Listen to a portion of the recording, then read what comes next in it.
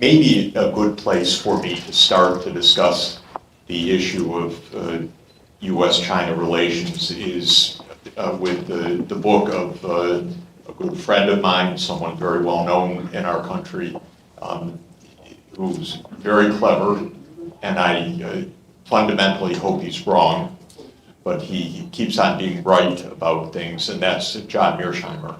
And many of you follow Professor Mearsheimer at University of Chicago. And he wrote a very good book that, again, I really disagree with, but it's a great book.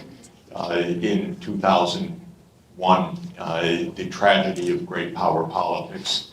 And as our super realist in international relations, John sees great power politics as being filled with confrontation and frictions, and basically a kind of struggle for survival, and very much a zero-sum world in which the gains of one side are the losses of the other in this power struggle. And as an economist, I see the world very differently, because the actual basic idea that goes back to Adam Smith is that an interconnected economy is a win-win proposition, that economics is not zero-sum, but positive-sum, that there are gains from cooperation, gains from the division of labor, gains from specialization, gains from a large market that creates an acceleration of innovation, and gains from the fun of being in a world in which you can taste other people's food, enjoy their culture, listen to their music, travel to their societies, and benefit from cultural diversity.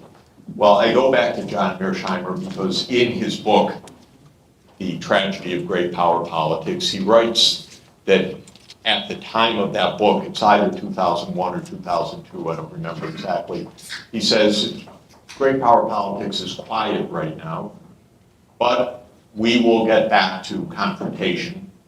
So give them a check mark. And he said, we'll have confrontation between the US and China, because China's going to rise, China's going to become a much more powerful country, and that will lead to confrontation. And I read that and I thought, no, it's good if China rises, that's good. Win-win. Gains. We want China to end poverty, to overcome the 100 years of humiliation, so-called, the great difficulties of the 19th century, indeed, up to really the start of the rapid economic growth in 1978. And that will be good. Why should there be controversy? Why should there be conflict? And John was right and I was wrong, because there is confrontation and there's conflict. I'm more right than he is, though, not in prediction, but in saying there's no reason for this conflict. This is not some fundamental struggle of survival. This is not some fundamental confrontation of two systems. This is not what Biden absurdly said upon taking office, that the great struggle of our age is democracy versus autocracy. None of this. This is what Mearsheimer said. China is rich and powerful. The United States is rich and powerful. Great powers have controversy over nothing more than the fact that they're each rich and powerful. That's a dumb reason for controversy, by the way. An even worse reason to blow up the world, or to talk about war as our politicians do. And my view is that we are being exposed to the unbelievable foolishness of our politicians every day. Hotheads who have not had the benefit of being at the Chinese Institute, know nothing, know no history, have no context, are ignorant, should get a passport, should go for a trip, should enjoy a holiday, and come back, calm down. But they don't. So Mearsheimer was right. We are in a really dangerous situation with China, but I'm also right. I can't see any single underlying reason for it that is a serious reason for confrontation. In economics, there's no such thing as China's gains being our losses. China is not a threat to the US economy. China is not a threat to US prosperity. China is not a threat to the US political system. We are the threat to the US political system. So there's nothing that has happened that gives me any worry about China. What gives me worry is about the structure of how the two countries are relating. So the second influential piece that I would refer to understand this is a remarkable essay, terrible in my view, by a former colleague of mine when we were at Harvard together, Robert Blackwell, well known, one of our leading diplomats. And he wrote a piece for the Council on Foreign Relations in, I think, 2016. It may be 2015. But it was about US grand strategy and China. It's really worth reading. Fascinating. Again, highly predictive, but terrible in my view, to put it bluntly. And I am blunt, so I want you to understand my point of view. So what Ambassador Blackwell wrote in 2015 or 2016 with Ashley Hellis, who's co-authored, is that, and it's there vividly, so it will really help if you haven't read it to understand the weirdness of what's going on. He wrote that America's grand strategy from the beginning of our country has been hegemony.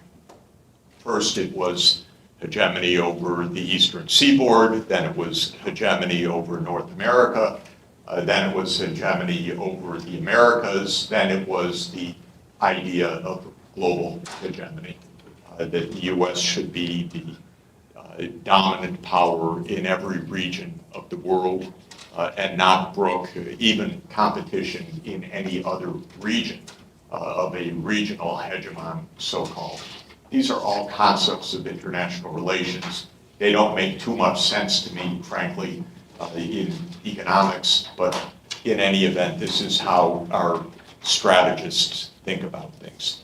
So he wrote that that is our strategy, to be dominant. And China is a threat to that strategy. That is absolutely true. If your strategy is to be dominant, well, China's a big threat to that. Because how can you be dominant if there's a very successful country that happens to be 4 times larger in population, is doing very well, thank you, turns out hundreds of thousands of incredibly skilled PhDs in the sciences and technology? What is this dominance? How about being productive? How about being peaceful? How about having a nice life?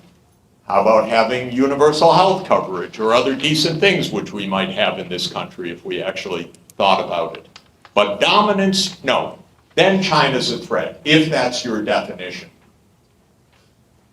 which is mind-boggling to me, because suppose the whole world had the idea that the only goal is to be dominant.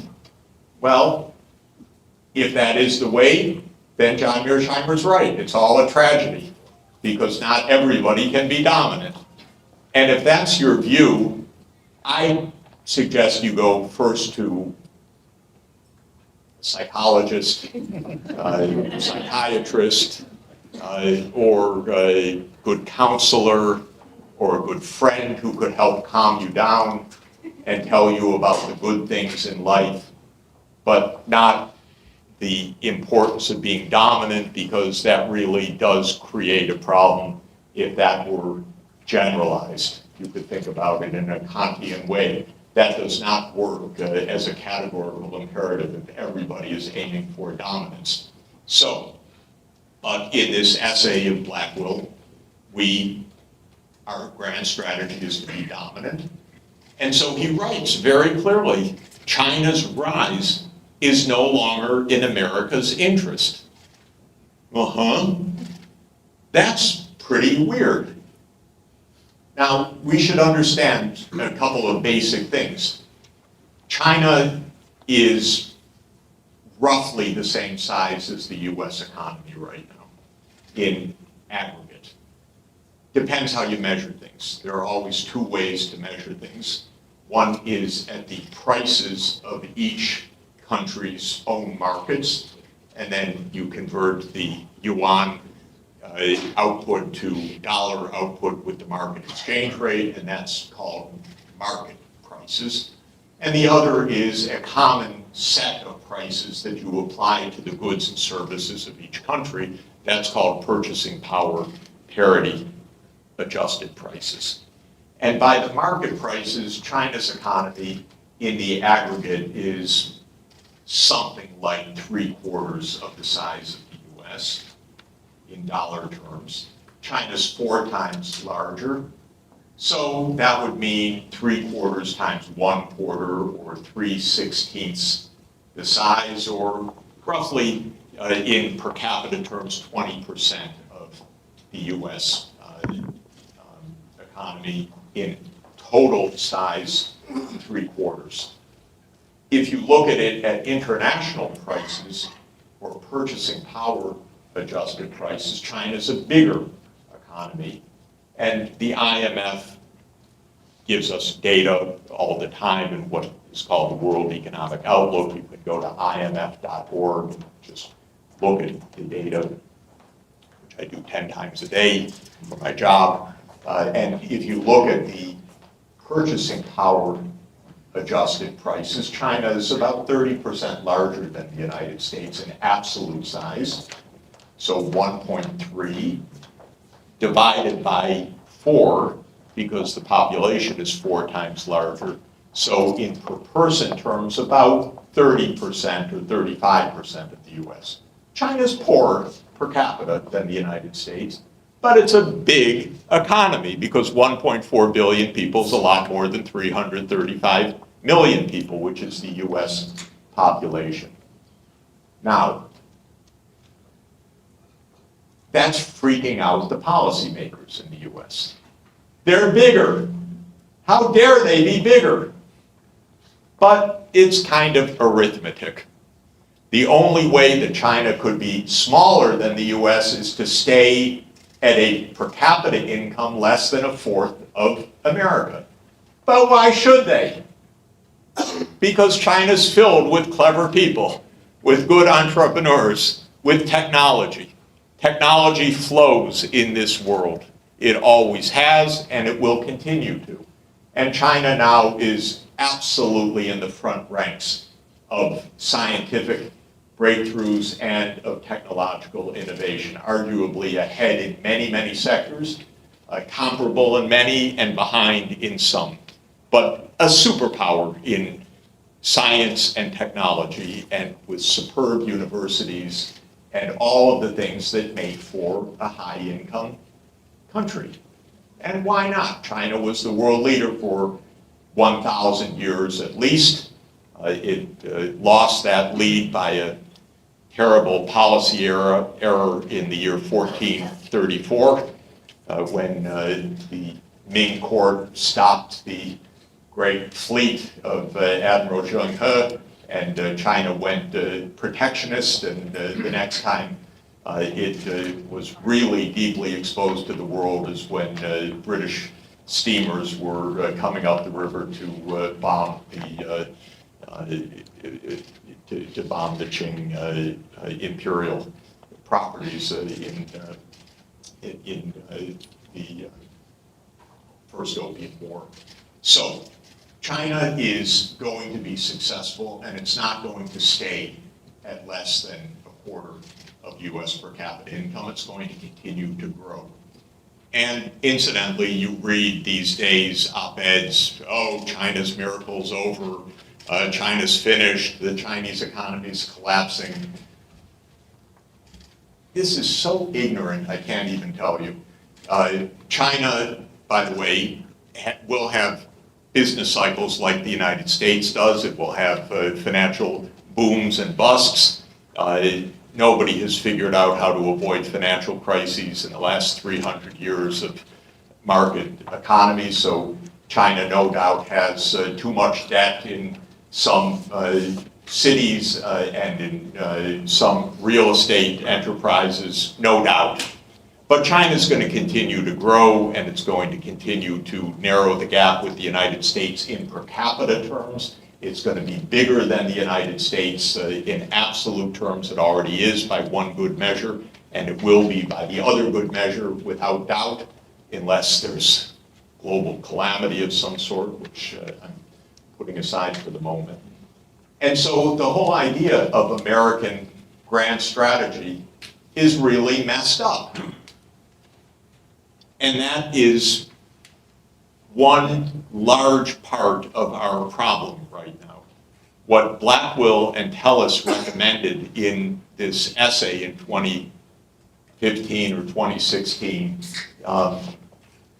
and when you read something on the Council on Foreign Relations, usually what's written is already policy, so it's letting the public know what the thinking in Washington is. It's not really even a trial balloon, it's already what's established. Blackwell says that China's rise is no longer in America's interest, and then there's a list of things that should be done. We should use trade policy to stop China's export growth. We should restrict the flow of technology to China. We should bolster our military alliances along the Pacific Rim countries. We should form trade groups in Asia that don't include China. One of the weirdest ideas imaginable, by the way. If they would ever look at a map, they would see that this is not really the most sensible idea in the world. But grown-ups in Washington, they're physically grown-ups. They actually did this. This was the whole idea of the TPP. Stupider, I can't imagine. But we have grown-ups that say, let's have a trade agreement in Asia where China's the lead trade partner of every one of the countries, and clever us, we won't include China. Okay, this is what passes for public policy. So Blackwell listed all the things that we should do, and we're doing all of them. First, in the instability of the Trump period, where there's a lot of noise to signal, so you never knew day to day what was really going on, nor did anyone else, including the president. But he started this process of unilateral trade measures and barking at China and generally trying to raise tensions. And then Biden came in, and I thought there would be some more grown-up behavior, as I said, and actually it got worse because it became more systematic, more systematically wrong. So what Biden did is just going through the list that Blackwell set out in 2016 or 2015, which is all the measures one takes of containment. And this is, one should understand, this is the third round of American policy in this regard. It was invented for the Soviet Union, and it was deployed in the 1950s vis-a-vis the Soviet Union. And then, interestingly, it was deployed in a lighter way against Japan at the end of the 1980s and early 1990s, because Japan became so successful that even though Japan was our ally and has no army and everything else, Japan basically became an enemy in economic terms, and the United States landed very heavily on Japan and said, you can't export anymore to us, and you have to agree to that, you have to overvalue your currency by 50%, and you have to do all sorts of things because we're not going to let you continue to have the success. And we stopped Japanese growth. So this is the third try of this. But China's not Japan. Japan is 125 million people, and China's 1.4 billion people, and Japan is under the US security umbrella, and China is an independent superpower, and it's not going to sit still the way that Japan did in the early 1990s. China's going to figure out its way around all of this. But that was a big part of what we're seeing right now. So in a deep sense, Mearsheimer was right. China did nothing special to provoke any of this other than achieving rapid economic growth and economic progress. I see nothing extraordinary, of course. Every claim of China's success is they stole it from us, they cheated. This is both fantasy and prejudice mixed together with the fact that everybody steals a bit from everybody else, so there was nothing special about what China did. But in any event, it is the playbook, contain China, and that's a big part of what's going on. There's one other part of what's happening in our relationship, which is more economic, but also playing a role. And that is that when China achieved its economic success, heavily based on export-led growth, and heavily based on export-led growth to the US market, just as Adam Smith said, this made the US richer, it made China richer, it was a win-win proposition, the strong interrelations of China and the United States. But what you learn from trade history and trade theory both is that a win-win proposition at the aggregate level, that the US became a richer economy because China was becoming a richer economy, also went alongside inequalities within the United States, some of which arose from trade itself. So in international trade, there are losers as well as winners. The most basic theorem of international trade, going back to Smith and David Ricardo and Paul Samuelson in the 20th century, is that the winners win more than the losers lose, so that the overall size of the economy grows. And for everybody to win from trade, the winners should compensate the losers.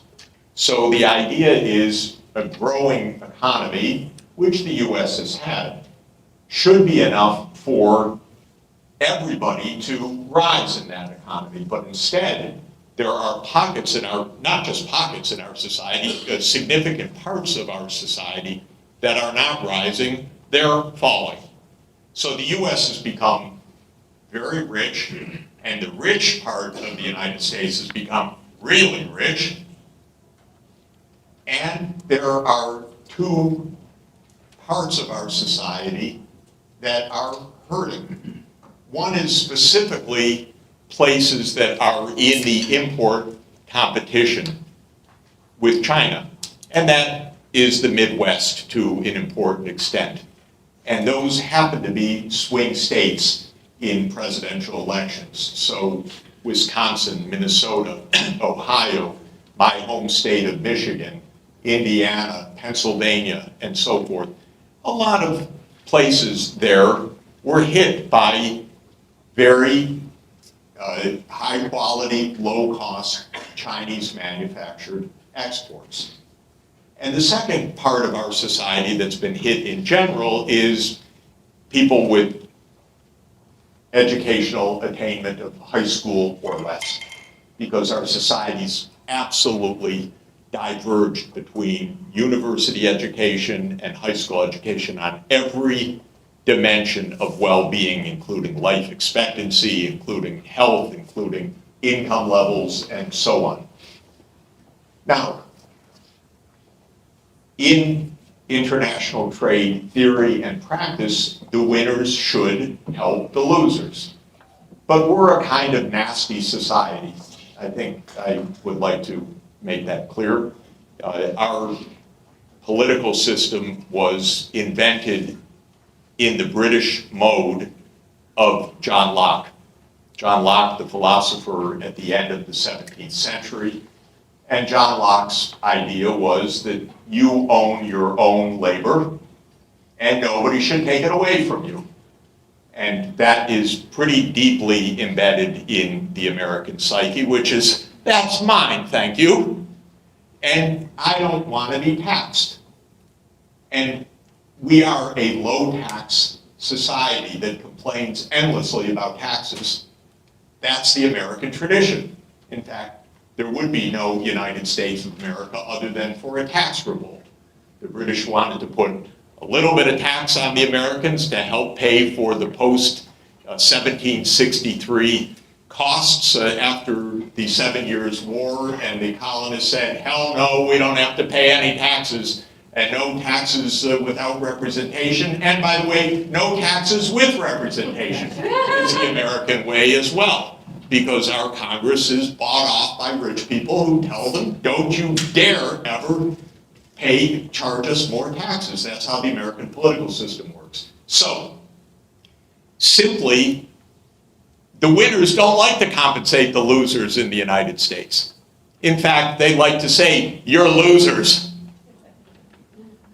And so Trump ran on this basis instead of running on what a nice party in Europe would run on, a social democratic platform that says, you know, we're all one society and we're awfully rich, and we should make sure that even if you lose your job, you have health care, and college education is too expensive, so we'll make sure that it's affordable. That's what a nice place would do. What Trump ran on was something completely different. He ran on tax cuts for the rich, and China is the one causing you all this. You see? Thank you, Donald. China's the one causing you all this pain. They stole your jobs. And I'm never going to let them get away with that.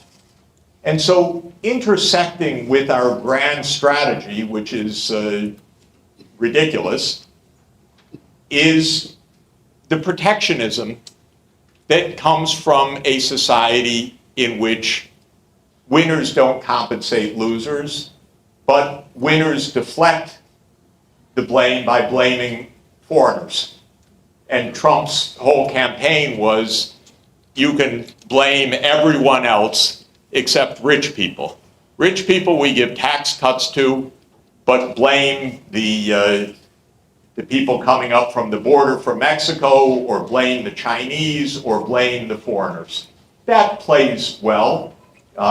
It makes a nasty society even nastier and more disorganized and disoriented, and he did a very good job of that. And the Democrats, what used to be my party before I decisively left it, I have no home politically. I'm just disgusted by all of it. The Democrats learned the lesson of 2016, which is, protectionism is the way to win power. So the Democrats are always learning from the Republicans. They learned from the Republicans in the 1980s, always advocate for tax cuts. That's how Reagan became so popular. And then the Democrat, and remember, well, you don't remember, but if you're as old as I am, you remember Walter Mondale said, he's going to raise taxes, I'm going to raise taxes, he's going to raise taxes too, he just won't tell you. And Mondale lost 49 states by saying that. And since then, no Democrat has said, we'll raise taxes. They just follow the Republicans. Then it used to be that the Republicans were free traders, and then Trump cleverly exploited the widening inequalities in the United States and turned it into an anti-China protectionism. And then the Democrats have learned that too. So, and then we have our grand strategist of our day, Jake Sullivan, who put the two pieces together and said, we can be protectionist and use this to contain China and win elections, and he's made a huge mess of everything by basically advising and helping to guide a policy where Biden came in and decided to double down on the anti-China sentiment and the anti-China policies. So in the first year of the administration, where I had a lot of former friends, they're not my friends anymore, I mean, I like them still, they don't like me anymore. But anyway, I said, oh, now reach out to your counterparts. We know all the technocrats in China, all the economic technocrats, of course, because we trained a lot of them. They're our students. They're friends for 30 years or 40 years. He said, no, the White House has said no contact. You can't have contact. We're reviewing our China policy. So for the first year, there was no discussion, basically. Even at the technocratic level, it was amazing. So wrong-headed, by the way. As an academic, I could keep all the contacts, talk to people, see friends, visit Beijing before COVID hit, and at least keep open channels, but the administration, no open channels at all. And then the idea was the tension must be good for our politics. We'll show how tough we are, we'll continue containment, we'll be more protectionist, we'll have a build in America policy, which is what what Biden is trying to do with the Infrastructure Act and the Inflation Reduction Act and so forth. And that is how things went, basically until about 6 months ago. I would add in Nancy Pelosi's absolutely absurd and reckless trip to Taipei. You just can't imagine more irresponsibility than that, in my opinion. And she is enormously irresponsible and just playing for the home crowd.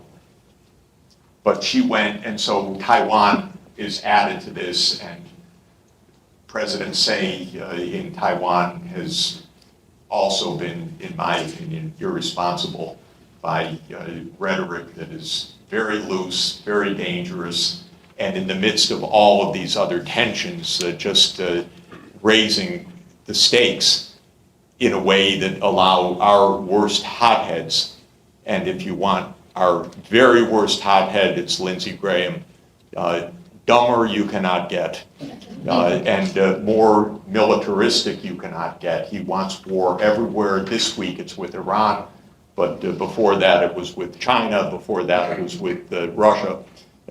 So this is really our state of affairs, that the protectionism, the grand strategy, the irresponsibility of Washington politicians,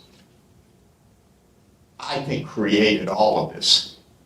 I can't see, China made one mistake, by the way, rhetorically, and that was in 2014 when China technology the Made in China 2025 policy, which is a very smart policy calling for China to become leader in technology in 10 major areas. China said not that we want to advance in these areas, China said we want to dominate in these areas.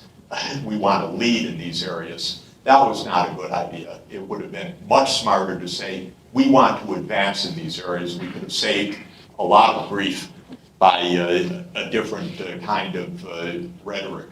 So this is my basic interpretation of where we are right now. I said that it came to about 6 months ago when things were really boiling. I mean, very dangerous.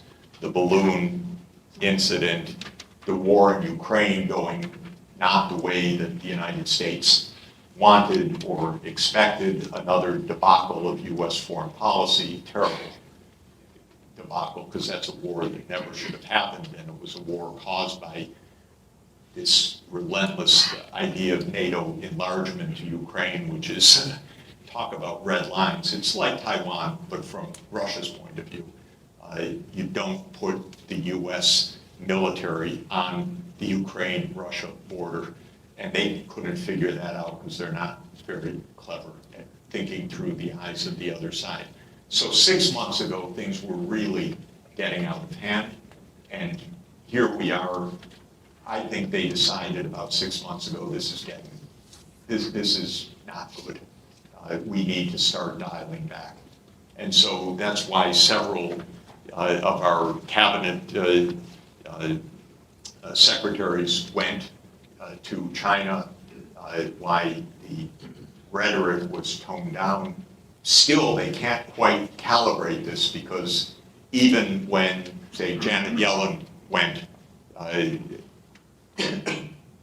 she was saying we want good relations, Biden was at the same time signing another unilateral executive order to tighten the restrictions on technology exports to China. So we can't so far sustain quiet and calm. But I think the intention right now is, with an overloaded U.S. foreign policy, a failing war in Ukraine, a disaster in the Middle East, a president that's very unpopular, running against a probable convicted felon. It's a great scene. They want not so much tension in the next 12 months, and I think that that is the goal right now.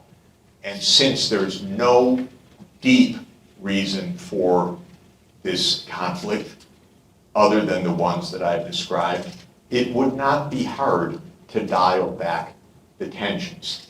It's not as if we are at dire loggerheads over anything real. We are in a constructed confrontation out of mindsets, not out of direct clash of interests. So finally, I am late and have to go, and am hogging the mic. China will have its ups and downs, but the main direction is not like that. The main direction is up. The most basic thing to watch is education, technology, and innovation. And on that, China's in the first ranks. And for an economy at China's level of development, that's the key. And that's not going away. That's going to continue. And China is leader, rightly, in many important technologies for the next 30 years, in digital technologies, in electric vehicles, in renewable energy, and many, many things. And the U.S. might continue to try to contain China, but it can't do it. Even the technology cutoffs will not have much effect at all. China's busy innovating around the microchips, and I would not worry too much about that. And if the U.S. blocks the U.S. market for China's goods, there's a whole world outside of the U.S. that wants Chinese goods, and that's what the Belt and Road Initiative and other similar initiatives of China, like the BRICS expansion, are after. So all in all, China will continue to develop. We should view that absolutely positively. It means better lives for the Chinese people. It means better opportunities for the world economy. It's better for the United States. China's progress is plus for the United States, and we should try to help our politicians make sense. Thank you very much. Mr. President, ambassadors, Secretary General, NDB President Rousseff, distinguished diplomats, ladies and gentlemen. Today's meeting takes place at a time of several major wars. In my testimony, I will refer to four. The Ukraine war, which started in 2014 with the violent overthrow of Ukraine's President Viktor Yanukovych. The Israel-Palestine war, which has flared repeatedly since 1967. The Syrian war, which began in 2011. And the Sahel wars, which began in 2012 in Mali and have now spread throughout the Sahel. These wars may seem intractable, but they are not. Indeed, I would suggest that all four wars could be ended quickly by agreement within the UN Security Council. One reason is that major wars must be fed from the outside, both with external finances and armaments. The UN Security Council could agree to choke off these awful wars by withholding external finance and armaments. This would require an agreement among the major powers. The other reason why these wars can end quickly is that they result from economic and political factors that can be addressed through diplomacy rather than through war. By addressing the underlying political and economic factors, the Security Council can establish conditions for peace and sustainable development. Let me consider each of the four wars in turn briefly. The war in Ukraine has two main political causes. The first is the attempt by NATO to expand to Ukraine despite the timely and repeated objections by Russia. Russia considers NATO presence in Ukraine as a significant threat to Russia's security. The second political cause is the East-West ethnic division in Ukraine, partly along linguistic and partly along religious lines.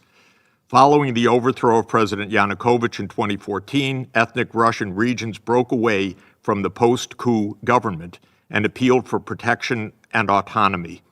The Minsk II agreement, endorsed by this Council in Resolution 2202, called for regional autonomy to be incorporated in Ukraine's constitution, but the agreement was never implemented by Ukraine, despite the UN Security Council backing. The economic cause of the war results from the fact that Ukraine's economy faces both west to the European Union and east to Russia, Central Asia, and East Asia. When the EU tried to negotiate a free trade agreement with Ukraine, Russia expressed alarm that its own trade and investments in Ukraine would be undermined unless a three-way agreement was reached among the EU, Russia, and Ukraine to ensure that Ukrainian-Russian trade and investment would be sustained alongside EU-Ukrainian trade. This is a well-known event in trade negotiations. Unfortunately, the EU was apparently not prepared to negotiate with Russia over such a three-way arrangement, and the competing East-West orientation of Ukraine's economy was never resolved. This Council could end the Ukraine war quickly by addressing its underlying political and economic causes. On the political front, the P5 countries should agree to extend a security guarantee to Ukraine while also agreeing that NATO will not expand to Ukraine, thereby addressing Russia's concerns over NATO enlargement. The Council should also work to achieve a lasting governance solution regarding Ukraine's ethnic divisions. On the economic side, there are two considerations, one in policy and the other in finance. On policy, Ukraine's strong economic interest is to join the European Union while also maintaining open trade and financial relations with Russia and the rest of Eurasia. Ukraine's trade policy should be inclusive rather than diversionary, allowing Ukraine to serve as a vibrant economic bridge across the east and west of Eurasia. On the financing side, Ukraine will need funding for reconstruction and for new physical infrastructure such as fast rail, renewable energy, 5G, and port modernization. As I described below, I recommend that the Security Council establish a new peace and development fund to help mobilize the financing to help Ukraine and other war zones to turn away from war towards recovery and long-term sustainable development. Consider in a similar way the war in Israel and Palestine. Here, too, the war could be ended quickly by the Council enforcing the many UN Security Council resolutions made over several decades calling for a return to the 1967 borders, an end of Israel's settlement activities in the occupied territories, and the two-state solution. including in UN Security Council's resolutions 242, 338, 1397, 1515, and 2334. It is clear that Israel and Palestine are unable to reach agreements in line with these UN Security Council resolutions. On both sides, hardliners repeatedly frustrate moderates who seek peace based on the two-state solution.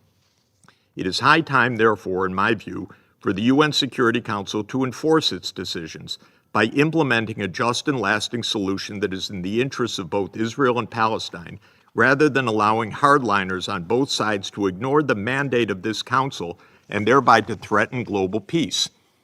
My recommendation to this council is that it immediately recognize the state of Palestine in a matter of days or weeks and welcome Palestine as a full member of the United Nations, with the capital in East Jerusalem and with sovereign control over the Islamic holy sites.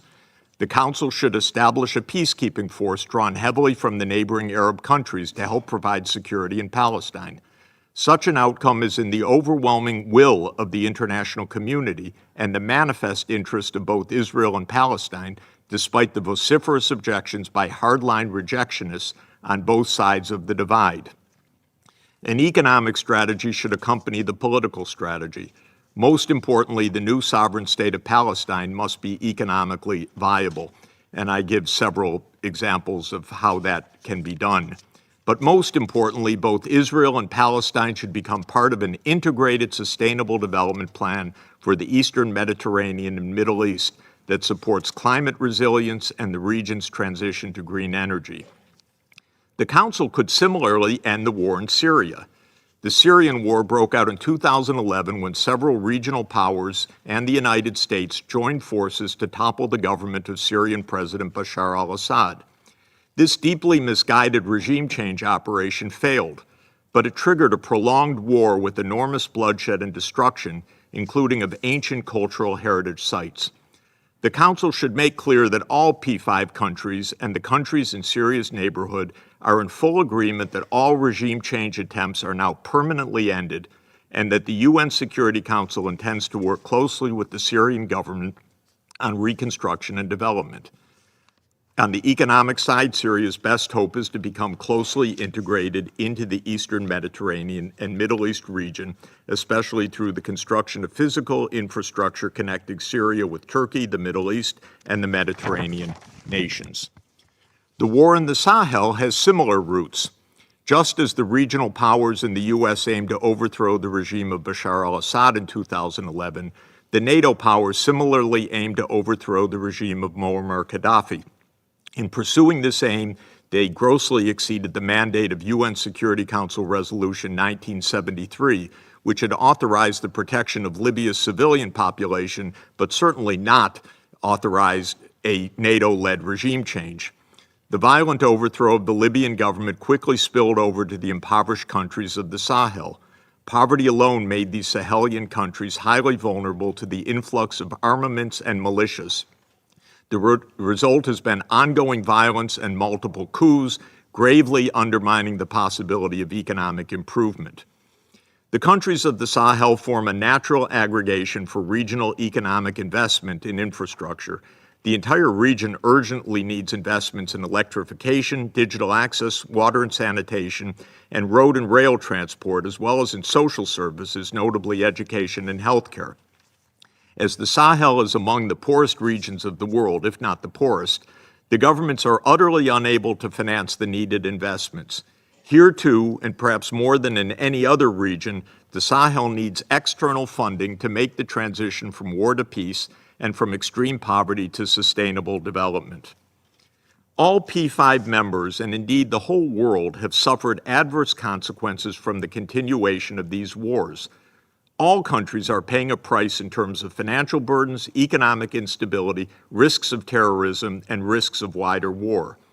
The Security Council is in a position to take decisive actions to end the wars precisely because it is clear that the interests of all UN Security Council members, and notably all of the P5 countries, is to bring these long-standing wars to an end before they escalate into even more dangerous conflicts.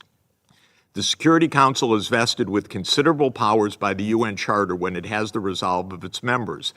It can introduce peacekeepers and even armies if necessary. It can impose economic sanctions on countries that do not comply with UN Security Council resolutions.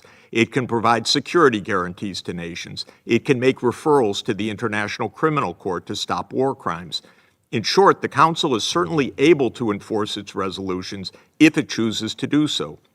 For the sake of global peace, let the Council now choose to end these wars. The UN Security Council can also bolster its toolkit by engaging in economic peace building alongside the more usual decisions on borders, peacekeepers, sanctions, and the like. I've mentioned already several times the idea of creating a new peace and development fund that the UN Security Council could deploy to create positive dynamics for sustainable development and to work with other investors such as the World Bank, the IMF, the regional development banks such as the NDB, and others to co-invest in peacemaking. I would recommend 3 guideposts for such a fund. First, it would be funded by the major powers by transferring a part of their military outlays to global peacemaking.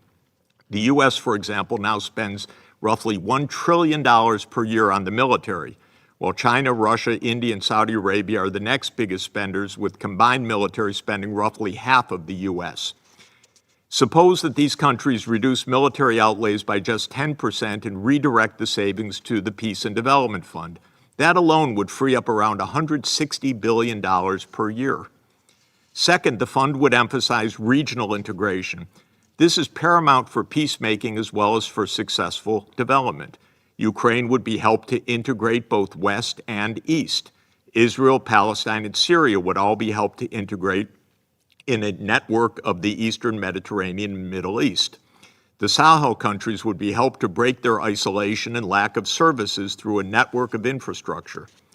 Third, the Peace and Development Fund would partner with other funding streams such as China's Belt and Road Initiative, the European Union's Global Gateway, the G7's Global Partnership for Infrastructure and Investment, and increased lending by the Bretton Woods institutions and the regional development banks, as the Secretary General has called for in the SDG stimulus.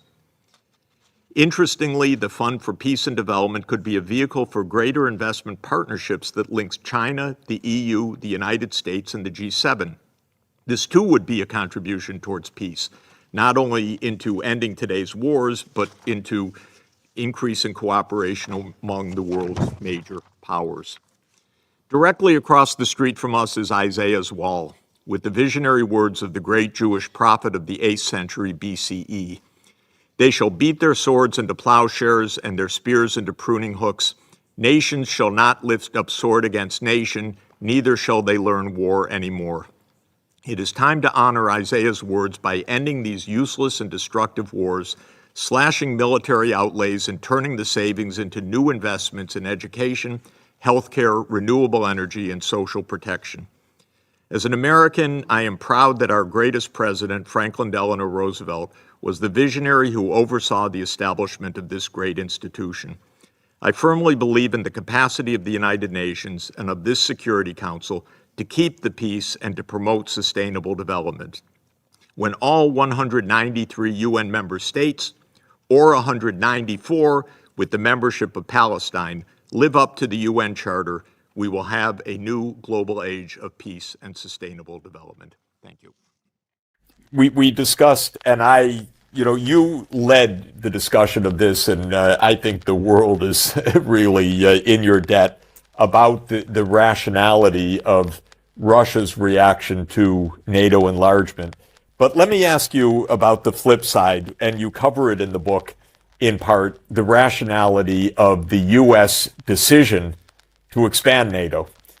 Now, it fits your description that especially when Clinton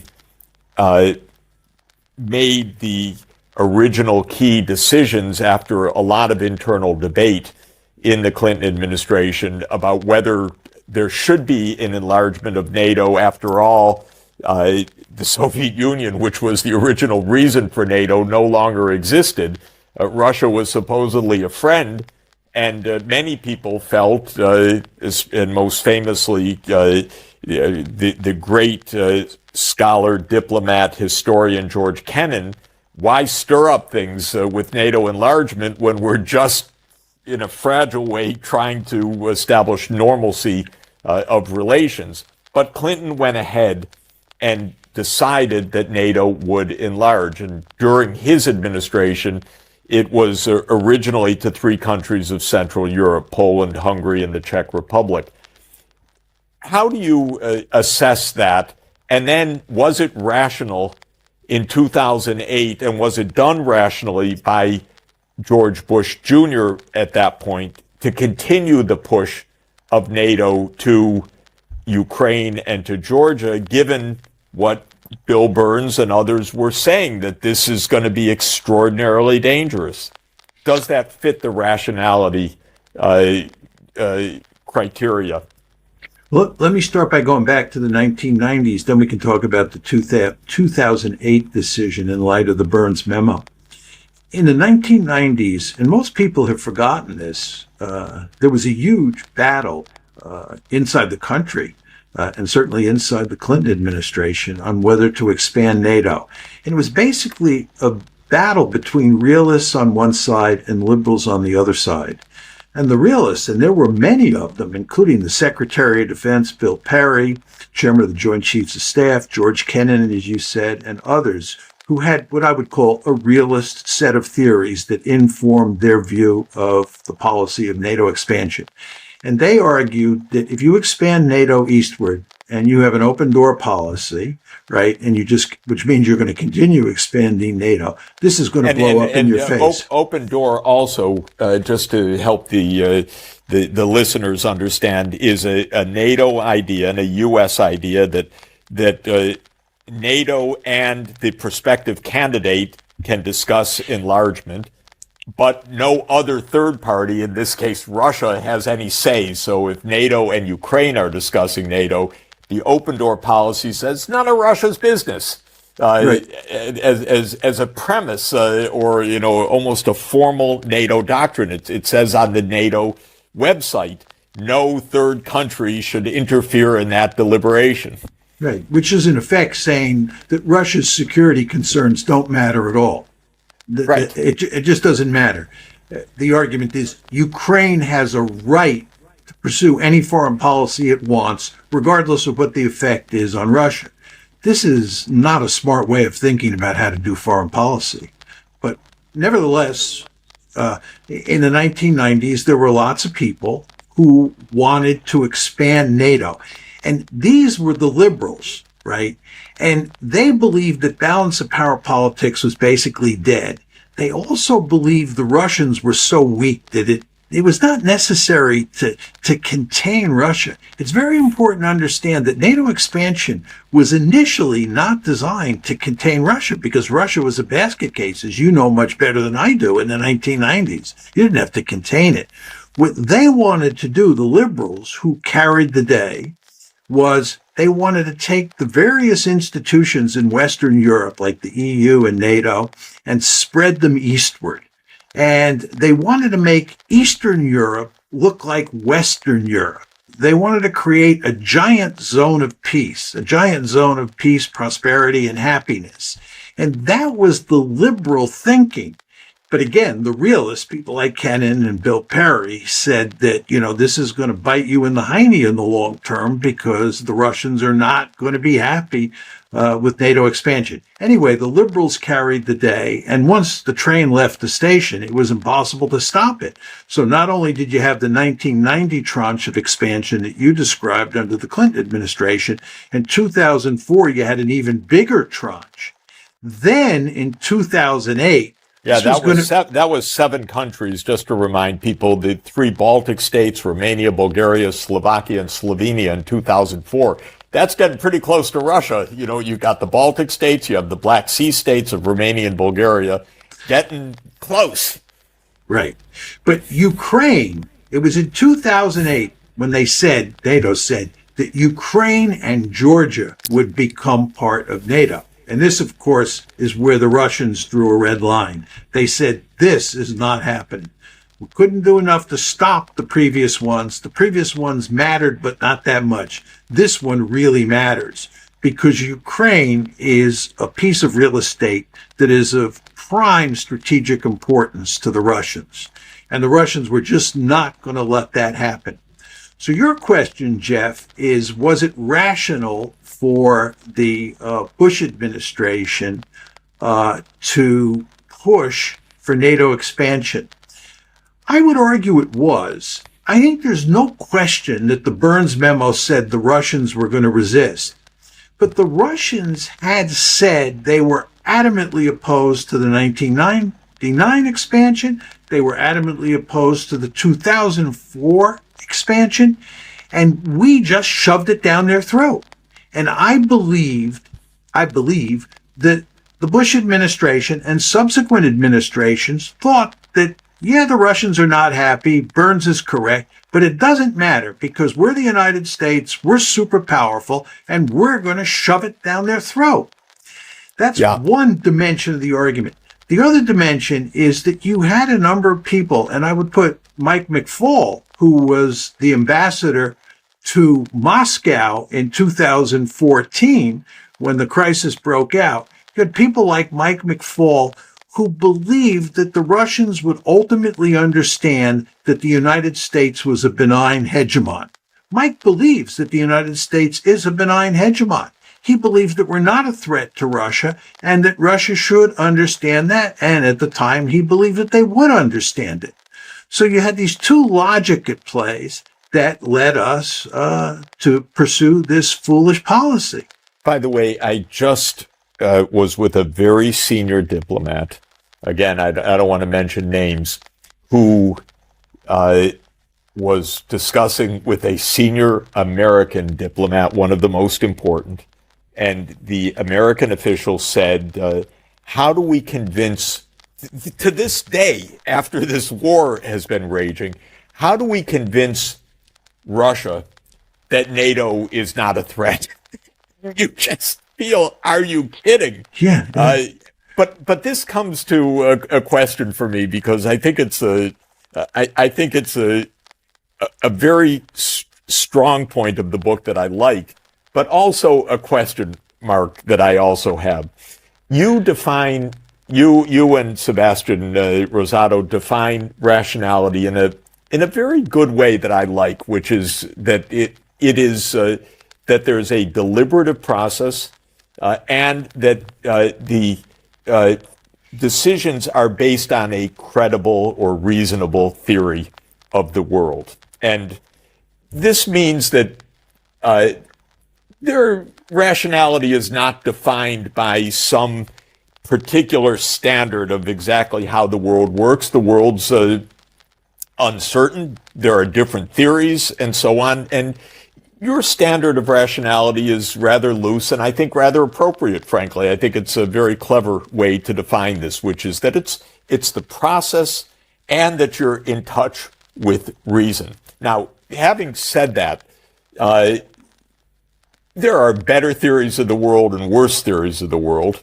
And if you were looking back in the 1990s during the Clinton decision about NATO enlargement, I would have gone with George Kennan as a much wiser person than Madeleine Albright or Dick Holbrooke, who were pushing the NATO enlargement. And similarly with Bill Perry, who was Clinton's defense secretary, who was aghast at NATO enlargement. He thought about resigning in protest. Yeah. He just thought it was a terrible, terrible idea. So you define the decision in the 1990s as rational because it was deliberative. There was a debate. There was a plausible theory. It was this liberal hegemonic theory, and it fits. And I would subscribe to that. In 2008, now you've explained to me how you could consider this rational, because the rational theory at this point is, well, the Russians don't like it, but they haven't done anything the first two rounds, so that's a plausible theory of the world. But I would say it's a kind of reckless approach. in 2008. And I remember being called by a very senior European at the time saying, "What is your president doing? Are you kidding?" To Ukraine, no less. So there was an added step at that point that made it really willfully provocative.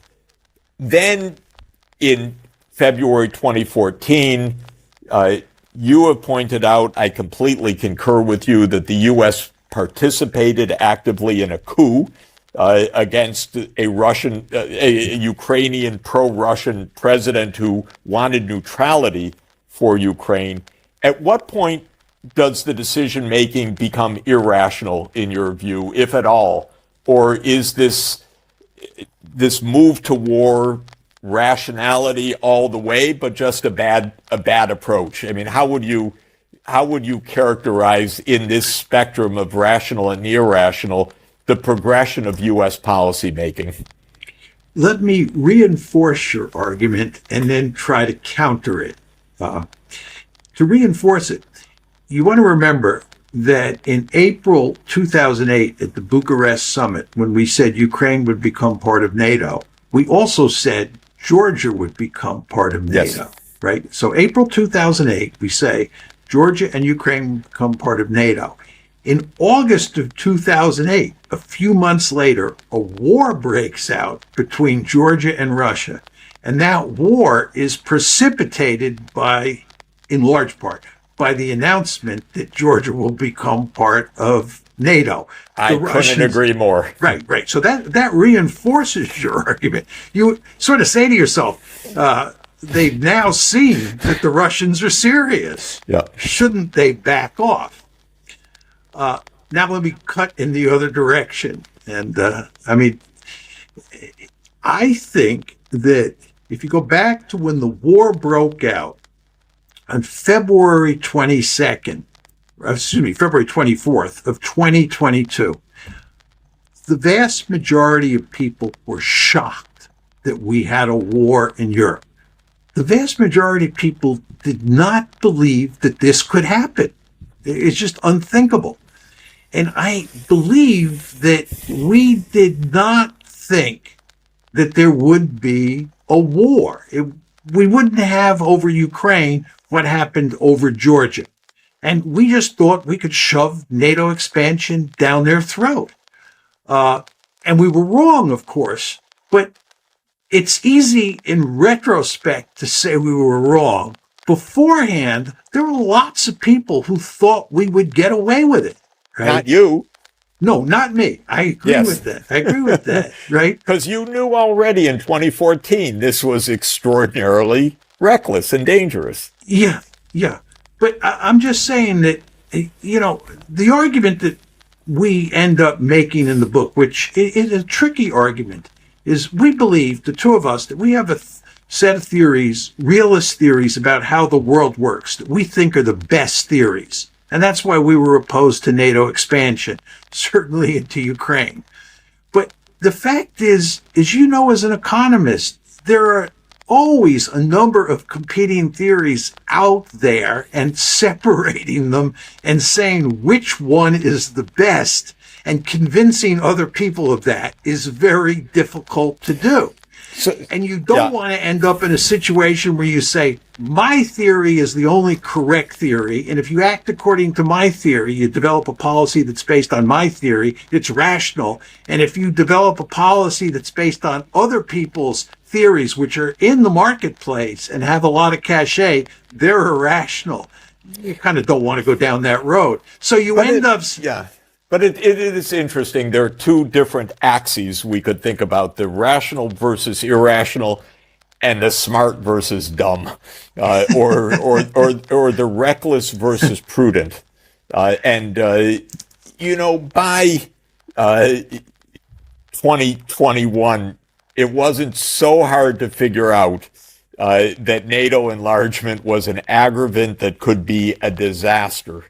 And yet, to that point, the U.S.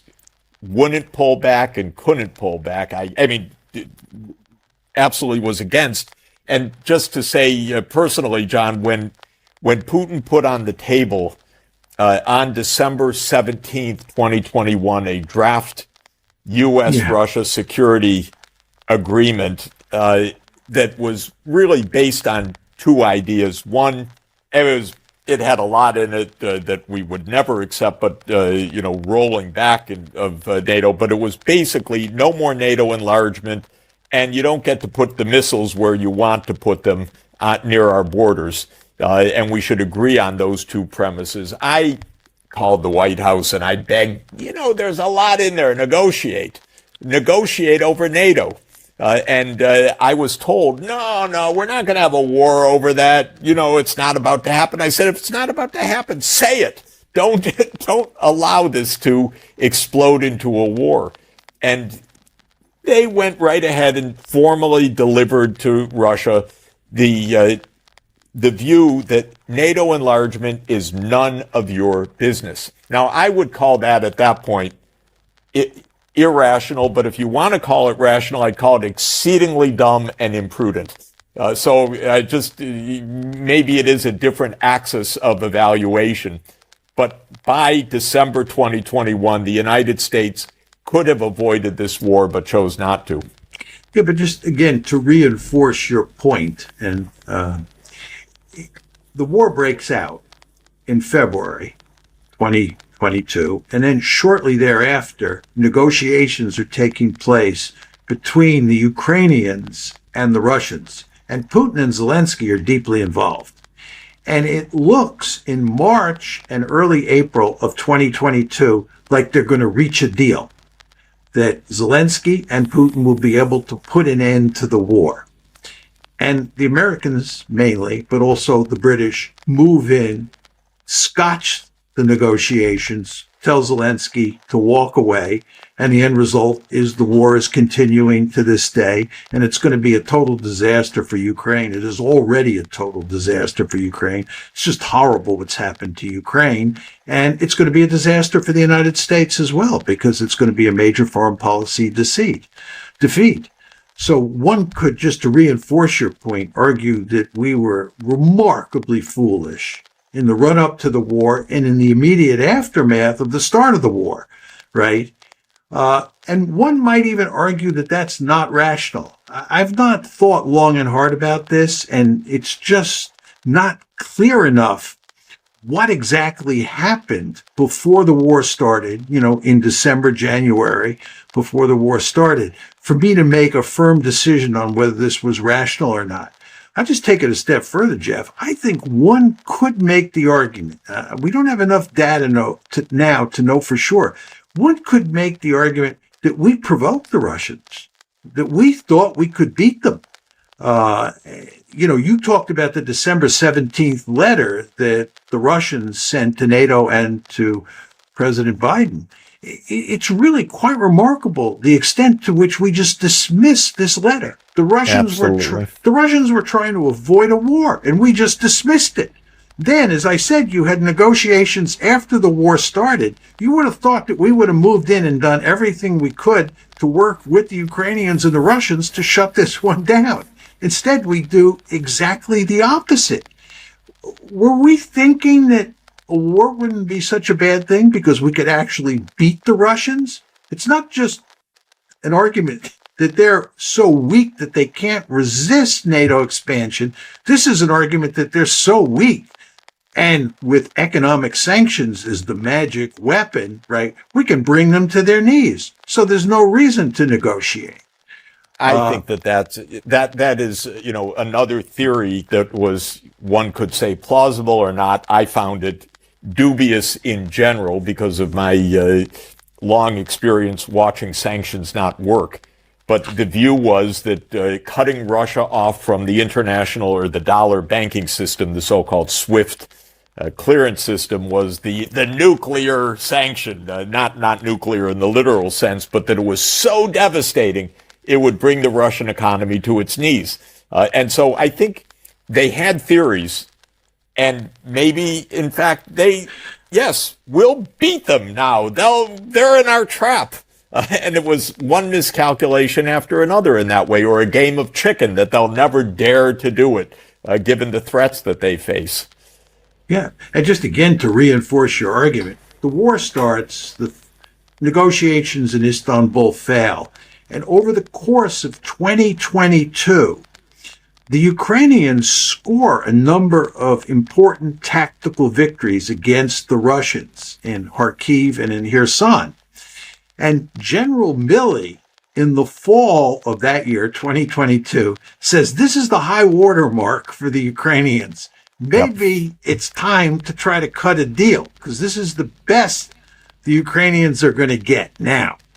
And again, the administration scotches any talk of negotiations, and they encourage the Ukrainians to continue the war. So you really do have a sense looking at this. And again, these are preliminary judgments because we don't have a whole heck of a lot of data. But you really do have the sense that we thought a war wouldn't be the end of the world with the Russians because we could beat them. And then once the war happens, we don't want to shut it down because we think we can beat them again. But of course, that all turns around this year, 2023. Let me in our closing minutes, there's so much. I'd love, of course, to talk hours with you, and people would love to listen as they do to hours of your thoughts on this. But to turn to a point that's not really so much part of this book, and it's a major question that you and I have discussed and debated to some extent, and that's where is diplomacy in all of this? Most of the decisions you analyze are one-sided decisions. A government takes an action anticipating, rightly or wrongly, the actions of others. But there's very little diplomacy in your treatment in the sense of engagement with the other side to shape the outcomes or to shape the decisions. And this comes back to your justly famous book that I have a problem with called The Tragedy of Great Power Politics, because it just doesn't sit right with me that we accept that a system is tragic, because it could be ultimately tragic, and we need to, in my opinion, find the solution to the tragedy, not accept the tragic outcome. And to explain to the readers, your underlying theory is that in our world in which there is no higher political authority than nation states are inherently feeling extremely vulnerable about their survival, about the threats from others, and that great powers are therefore inevitably jostling with each other. And because of this intense struggle for survival that they feel and that they're rationally acting on, there's very little trust, very little scope for diplomacy, and real chance for, quote, rational war breaking out on both sides, because that's the rational thing to do with a foe, which is also thinking rationally. And of course, it brings to mind the famous prisoner's dilemma, where the two sides end up being ultimately utterly non-cooperative, because that's the strategy that is rational. In fact, if you can't bind the other side, and you can't bind the other side in international affairs. And so just to put it in perhaps too long-winded a way, your vision in that earlier book, and it's not so much explicit in how states think, but it is in the cases, the decision-making is very much within the state, not on the basis of either international institutions like the UN or the Security Council of the United Nations, or even in bilateral or multilateral diplomacy of other kinds to shape the environment, but rather it is a struggle, high risk, high stakes, and ultimately prone to tragedy. So I wanted to ask you about that. Is there a place for diplomacy? Is there such thing as peacemaking for two potentially belligerent foes? And is there ultimately a solution to this tragic risk, especially in a nuclear age? Well, My argument, Jeff, as you described it, is that great powers operate in a fundamentally competitive world. They compete with each other for power, and they have no choice because, as you said, there is no higher authority that can rescue them if they get into trouble. You know, if you dial 911 in the international system, there's nobody at the other end. And in a world like that, you want to be really powerful, because if you're really powerful, then your chances of surviving are great. If you're weak in that kind of world, to go to the Chinese case, you suffer the century of national humiliation. So there are really powerful incentives for each state to be super powerful. But of course, it's a zero-sum game and therefore very competitive. Now, the question that you ask is, where's the room for cooperation? Where's the room for diplomacy in there? And I actually believe there is a lot of room for diplomacy, and there is even room for cooperation in this fundamentally competitive world. The fact is that you can have two great powers that compete with each other that also have mutual interests.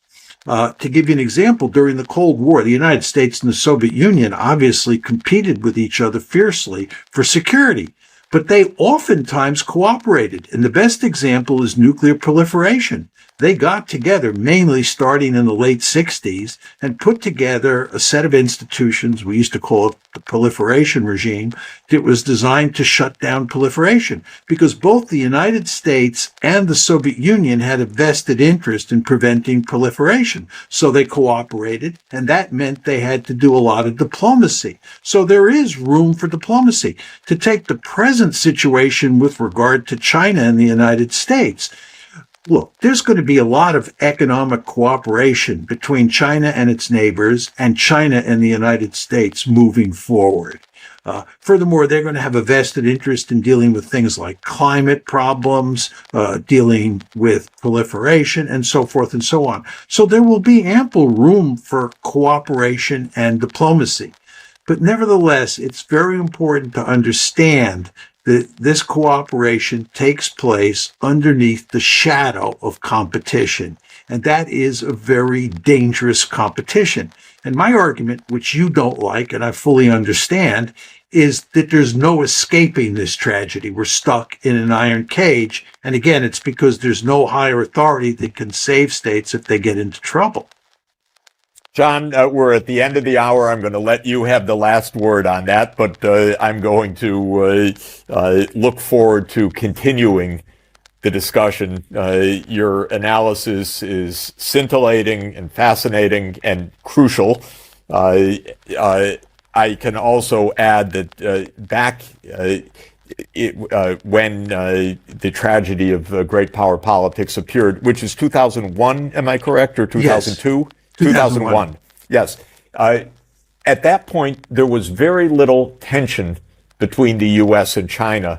And you write in the book, wait a minute, as China rises, the tension will rise. So you also predicted that very, very clearly. This is something to note, as a description. I would look at it and say, no, why do we need tension? We're friends, we're going to cooperate. But you rightly called it, although I find it tragic and extremely worrisome. But we're going to leave it at that at the moment. Your new book with Sebastian Rosado, How States Think, is really a must-read for everybody that is interested in global affairs, and I think that's everybody now, because we are in the midst of very tumultuous and very important times, and we're looking to you, John, for your wisdom and your ideas and your thoughts, and I want to thank you so much for being with us today on Book Club with Jeffrey Sachs. My pleasure, Jeff, and thank you very much for having me on. I enjoyed it. Congratulations on the new book.